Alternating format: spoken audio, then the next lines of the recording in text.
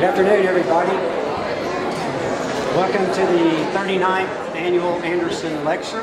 I've just been told by the boss here to remind you, don't leave until 1:50 or 1:12. I'm sorry, 12:50. Yeah, that's right. 12:50 out of courtesy to our speaker. So welcome to the 39th Annual Lecture. I think we would be remiss not recognizing Dr. Barry McEwen for decades and decades of planning this lecture series. Can we give him a round of applause? He has decided to take this off his plate, so he has delegated it to the program directors. So I'm Paul Krawitz from the Athletic Training Program, and I chose the speaker, our program chose the speaker, and then the next one will be exercise science and pedagogy, and we'll rotate from there. But we certainly all owe this to the efforts of Dr. McEwen over the years. Second person I want to introduce before our keynote speaker is Katie Clark.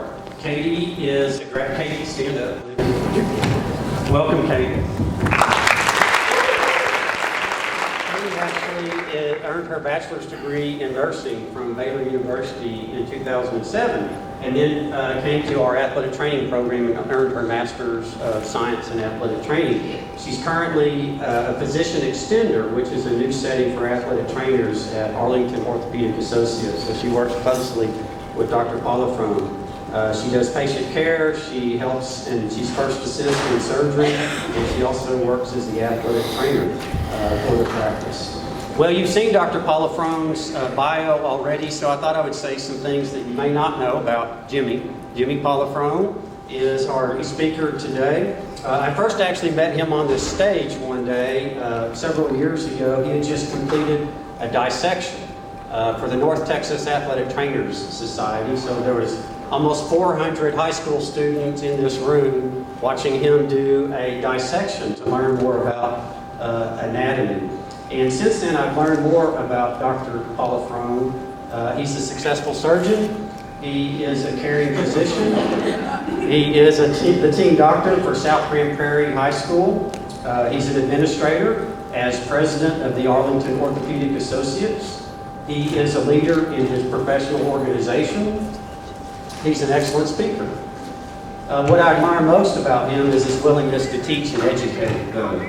Our students observe his surgeries. He's a frequent speaker in our program. And I've noticed when it comes to volunteering his time or to educate others, he always makes time. So please join me in welcoming Dr. Jim Pollifrone. Thank you. Thanks, guys. Can you hear me okay? Can you guys hear me all right? No? So working, I guess? Fix it. Look.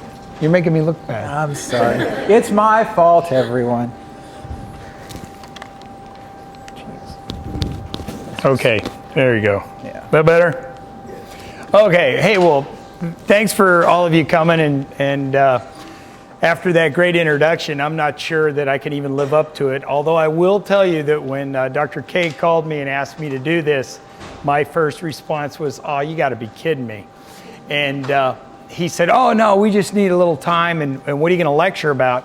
And I got to thinking about it. You know, everybody here is in academics, everybody's studying, everybody's trying to learn something new.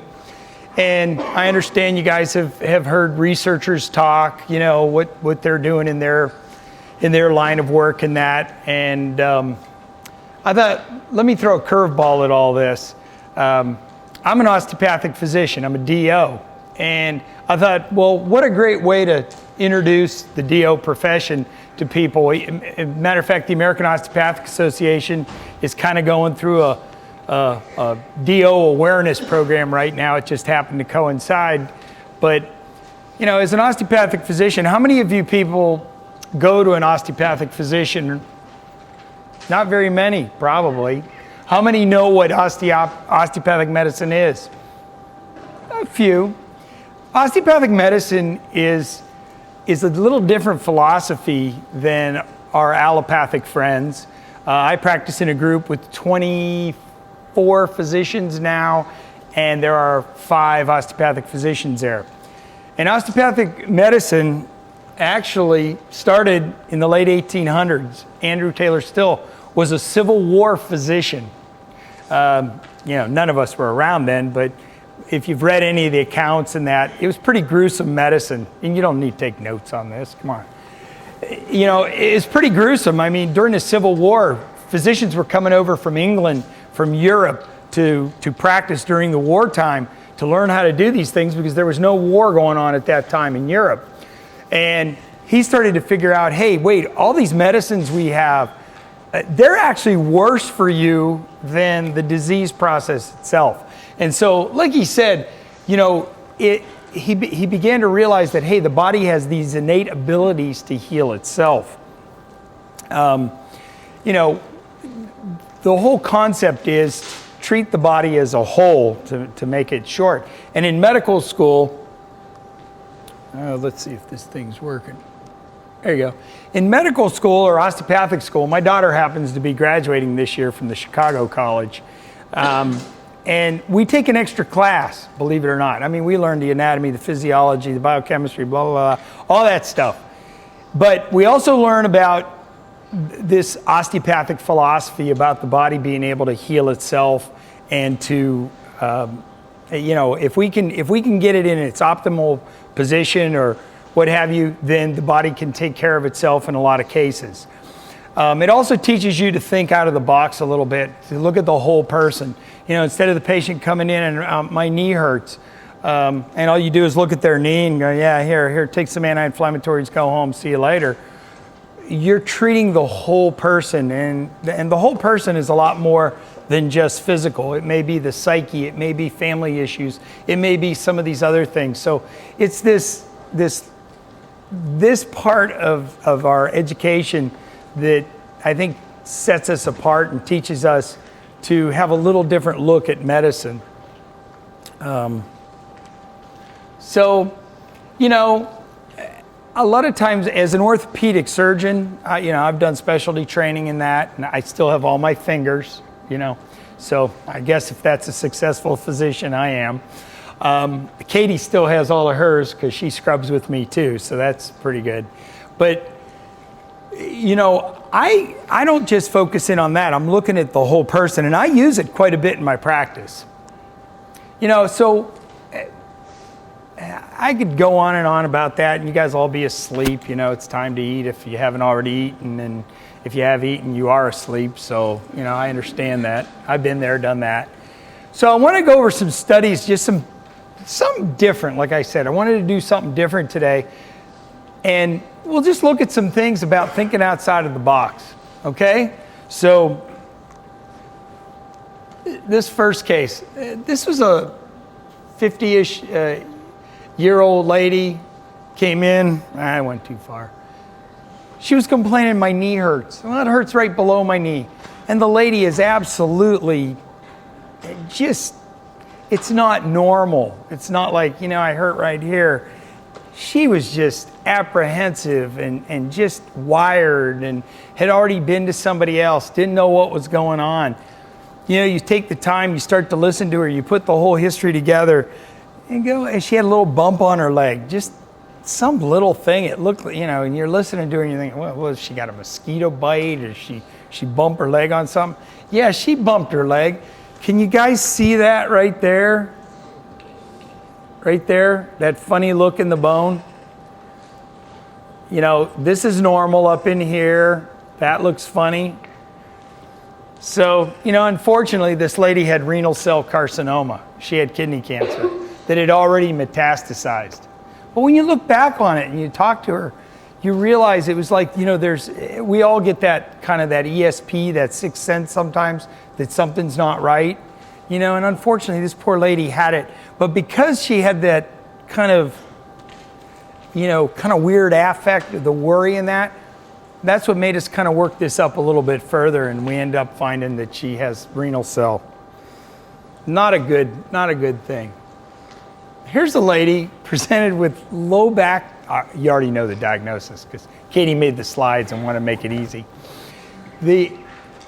This lady was kind of cool because she's 44 years old, nicest lady in the world, businesswoman, comes in and, well-dressed, business attire.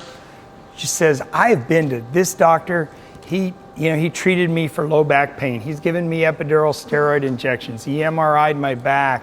And I'm sitting there listening to her, and I asked her a simple question, thinking out of the box. So where do you actually hurt? Show me, touch me, not me, but okay, she didn't grope me that much. But you start looking at her, and it's like, it's not her. She said her hip hurt. But she said her hip hurt kind of like right down into her butt and going around her leg. I examine her, and I'm looking, and I go, man, this does not sound like it just sounds funny. Let's x-ray something else besides your back. Well, we did. And I don't know if you guys can see this kind of moth-eaten Swiss cheese kind of look in here. So this lady'd been treating with a doctor for about 4 or 5 months for her back pain that was causing her hip pain. And she ends up having a chondrosarcoma, which is really, really ugly stuff. Now that was over 3 years ago. She's still alive. She's still working. She still has a smile on her face. I didn't do a dang thing. I did nothing other than to listen to her and to talk to her and examine her. And she's still alive because we did that. And I sent her to a guy over in Dallas, but they had to remove her pelvis, half of her pelvis. I mean, that's some nasty stuff, but she's still alive. And the really humbling part of the whole thing is she thanks me. And like I said, all I did as an osteopathic physician was listen to her and examine her. It's just amazing. So this guy, he's Down syndrome. You guys know what that is? Okay, so this kid's 41 years old. He's a character. I always called him by his wrong name, and he would get mad at me. And he was bigger than I was, so I was afraid he was going to kill me anyways. And he had knee pain, so the kid walked with a limp, right? He walked with a limp. His knee was hurting. His parents brought him in. And we examined his knee and got an MRI, and the MRI showed he had a tear. But something later on wasn't making sense. You kind of looked at him a little closer, and you realized, well, wait a minute. He's limping not because of his knee, but because his one leg looked shorter. So I started asking his family if, had you ever noticed that he had one leg shorter? No, not really. Well, when did he start limping? He was 10, 11 years old. Well, there's something called a slip capital femoral epiphysis, in which the growth plate of the head of the femur slips in the joint. If it's caught early, you can put a pin in it, stop that, and not change the leg length. But this guy, he was not real tall. He was a big kid, which is what you kind of stereotypically see. And son of a gun, where is he? I don't know how that projects. But over here is a normal looking hip. And over here, this thing's flat. He's missing the ball. And that's exactly what the kid had, but he had it back when he was like 11 years old, and now he's 41. Well, we fixed his knee, but he still walks goofy, but he's happy because he doesn't hurt. And I explained to the family, hey, we can go ahead and we're not going to do anything, by the way. I said, but do you want to put a hip replacement in your 41-year-old Down syndrome kid? I know what my answer was, and that's heck no. He's a great, sweet, lovable kid the way that he is, and we're going to leave him alone because he's not complaining about his hip. But again, you talk to him, you look at him, you examine him, you delve into a little bit more. So, with that being said, every kid's a little bit different. Now, how many of you guys are in some area like athletic training? How many of you guys are in that? Okay.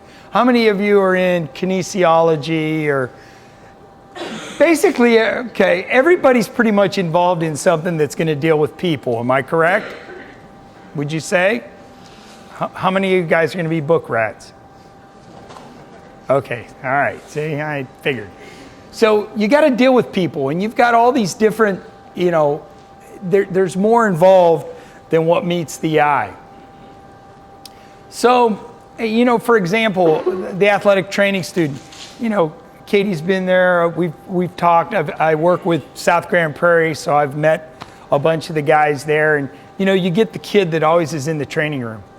Well, he's always in the training room. Why is he in the training room? Or the girl, why is she in the training room? She has shin splints, her knee hurts. It could be a lot of things. It could be an outward, oh shoot, I'll remember it. It's senility. Don't get old. That's the other thing you should take away from this. Just don't get old, okay? While I'm thinking of that. But it may be they're projecting something else going on at home. Maybe it's something as simple as, hey, you know, that's the kid that's not the fastest kid on the team, you know, and the parents are yelling at him, you know, you got to run faster, but mommy, my leg hurts, you know, and the mother thinks you're a whiner because the mother wants to be out there playing soccer or whatever. But we see so many of these kids that have other issues. Maybe they're so darn flat-footed, you know, maybe they're so darn flat-footed or knock-kneed that on a good day they couldn't run fast. On a good day, they're not going to be great athletes. These are the kind of things that you have to kind of keep in the back of your mind, just that I'm not so sure what I'm seeing is what I'm seeing. I can't tell you how many times this kind of crazy thing. Remember, I'm an orthopedic surgeon.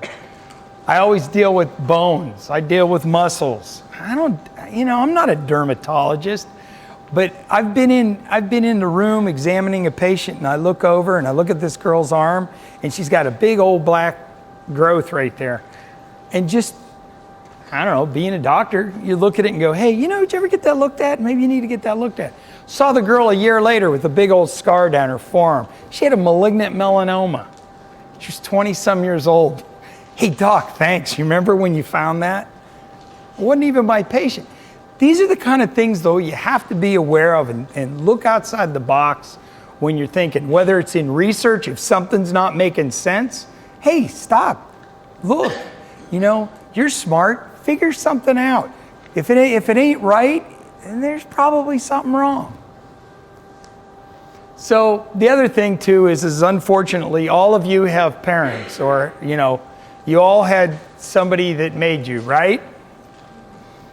If somebody says, no, I want to see that kid, okay? But we all are linked genetically to whatever, but we all have family, some type of family support staff. Well, we just had a case when we walked out of the office today that did a hip surgery on a lady, and she was kind of okay with everything, pretty debilitated, had a total hip. The daughter is pinging off the wall. Okay, so what do you got to do? You got to treat the family, because the family's attached to the patient. And these are the kind of things you got to, you know, I'm not reading these verbatim because that would drive you crazy. But, you know, you got to look at the whole picture is what I'm trying to get at. You know, mental health, it's a big thing. Whether you're dealing with a friend, whether you're dealing with a student, whether you're dealing with a professor, you know, something's not right again, you know, be aware that there may be other things going on in their life. Is somebody depressed? Is somebody manic? You know, whatever, but you guys, I think get the point. I want to kind of wrap things up here. I don't want to go too long. I know you guys are busy in that, and I want to leave time for questions. So I don't think anybody would say that looks right, correct? So, you know, I have a patient, the nicest guy in the world. And I don't know how to put this. I don't know how, you know, like Dr. K refers to his more brilliant students, but I'm a little more blunt and to the point. But this guy is like a box of rocks. He's one of my favorite patients. He's the nicest guy. He's always smiling. He's always laughing. But we put a dressing on him, and he decided he was going to rewrap it. And had we waited another day, we probably would have ended up cutting his finger off. And So you're dealing with a lot of stuff, and as a researcher, as a student, as a physician, as a teacher, you have to kind of sometimes think outside of the box. Like I said when I started, and Dr. K asked me to speak, I thought, I've been to a lot of this kind of stuff, and sometimes it can get pretty mundane. 2 + 2 still equals 4, no matter who's doing it. But what I encourage you to do is look into other things. Just like osteopathic medicine, it's a different experience, and I think sometimes I'm a pretty good example of it. That a knee is not a knee, a shoulder is not a shoulder, but that shoulder is connected to the scapula, and that scapula is connected to your rib cage. It's connected to your spine. That you look at different things.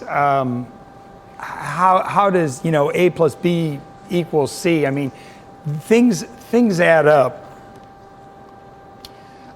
What I wanted to do was, in finishing, before we get to the questions, is, we're all under a lot of stress to be perfect, right? Everybody. I got to get straight A's. I got to do this. My research has to come out. I got to do that. Well, it can get a little overwhelming at times, and I feel the same thing in modern medicine. Modern medicine's a lot more difficult now than it was 25 years ago or 30 years ago when I started. Don't do the math. I told you I was old already. So, we have EMR now, electronic medical records. You guys grew up with computers, right? Well, not you. You're too damn old.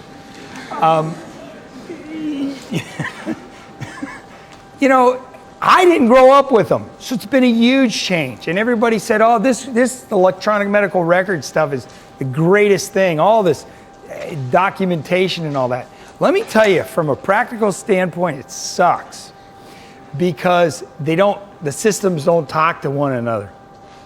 So that's created a lot of stress. It takes more time out of your day to try to get it right. You depend on other people. Everybody says you have to be perfect. Yeah, great. The problem is we're dealing with people. Just the few examples I gave you, people are not perfect. What does that mean? Their genetics aren't perfect. Their mental health isn't perfect. Their physical state isn't perfect. Their critical thinking, I'm going to wrap my finger with a rubber band and leave it on there for a week. Thinking, isn't there. So we're really all faced with this at this time. We're all faced, and social media, oh my gosh, just everything on top of you, you're under the microscope constantly. And so it makes it really difficult no matter what field or specialty that you're going into or that you're in. But at the end of the day, the unfortunate news is when you go home, you're people.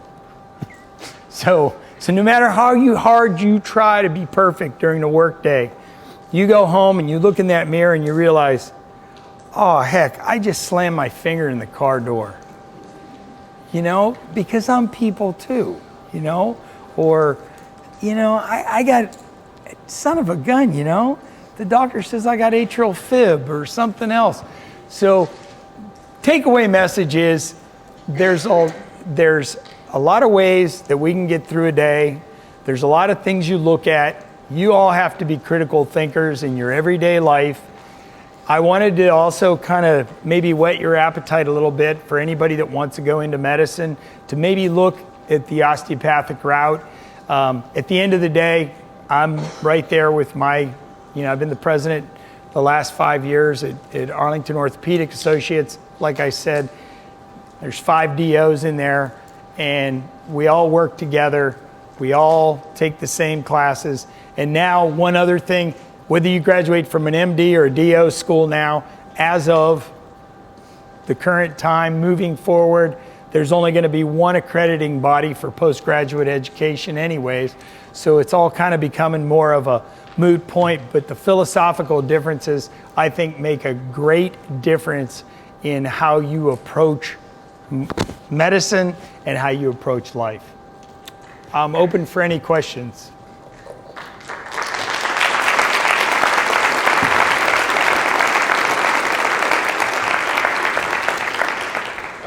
any questions? I have a few for you, but any questions? Oh, from the sure. audience? Just keep piling it on. Go ahead. Where did you go to school? I went to a little college, Hiram College in Northeast Ohio, and majored in math. Just so you know. And so did my daughter that's in osteopathic school. But I went to Ohio University and then did my residency here in the Dallas-Fort Worth area at a hospital that's now defunct, Dallas-Fort Worth Medical Center. Make something up, I'll fake it. I was wondering, so in this audience, there's future coaches, future personal fitness trainers, future physical educators. From an orthopedic surgeon's standpoint, what recommendations or suggestions would you give to coaches and these future professionals in regards to sports injuries, prevention, treatment, or just general suggestions? You know, you're as coaches and athletic trainers at a high school or even a college, you guys are dealing with a skewed population. You're dealing with young, healthy people for the most part. So I think that a lot of these things like injury prevention and that, I think I see the number one reason for injury is the whole overuse syndrome. Be it a baseball pitcher, be it a runner. We're all familiar with Little League elbow, right? I mean, most people, you know, my kid's the greatest guy ever, and he's going to pitch 6 innings, and he's 8 years old. I mean, are you high? I mean, what the hell is wrong with you? You know, the kids just, you started it, I'll finish it. You know, I don't know. I've seen runners that, you know, they're top runner in the state. They've got great time. I believe it or not, I used to be a track athlete. My event was slow, but these kids will be out there running and they're in the training office all the time. You know, my foot hurts. Hell yeah, your foot hurts. You got a stress fracture. You make the diagnosis, and now guess what I'm dealing with? Now you as coaches, because you got that good kid, you got that good team, you want to win. You got this athletic trainer who sometimes, not everybody's as lucky to be in a nice environment in a high school. They're going to get pressure from the coaches. And as an athletic trainer, that's a horrible position to be put into. I mean, it's terrible. But you've got this kid, you know he's got this potential, this talent, but you know they're hurt. So now you're dealing with this hurt individual who doesn't know when to say stop. You're dealing with the parental pressure of somebody coming after you. You're dealing with the coach coming after you. Remember what we just talked about? You've got to be able to deal with all of these things. So I think as far as injury prevention though, I think getting these kids into shape without putting them into an overuse syndrome and keeping them there using good sound judgment of what you've learned is kind of the way to go with that. You know, it keeps them out of my office. You have any other questions? Other questions? Talk about the kids that are always in the training room. Yeah. What about those that aren't? You just observe them, they have an injury, you just observe them? Well, I mean, you know when a kid's kind of more straightforward. Hey doc, you know, his helmet hit me on the outside of the leg. You know, my knee's hurting, and you know he's trying to go. And you, as an athletic trainer, examine him, and you go, man, something looks wrong. That's, you know, that kid's pretty straightforward. Or you know, the kid that wants to play that doesn't have a limb threatening, or you know, he doesn't have a serious injury. Those are the kids that are fun to work with because you can help them and get them back out there. I guess what the point I was trying to make is that when something just doesn't add up, then we have issues. You know, I don't know if I answered that, but you know, I can ramble all day. Anything else, guys? Yeah. Spin the table a little bit. So you're working with someone that's a geriatric patient, and they're having some of the same conditions that you see that on overuse stuff on athletes. Because as a geriatric person, they'll go and do the same thing over and over and over, but they're not going to stretch. They're not going to do any kind of rehab. with the bouts of like depression because they're constantly injured, feeling a little bit better, and then constantly injured? What would you suggest? Well, you know, I'll start with this and end up at your question, but you know, I tell my patients, I don't advertise myself as a sports medicine physician.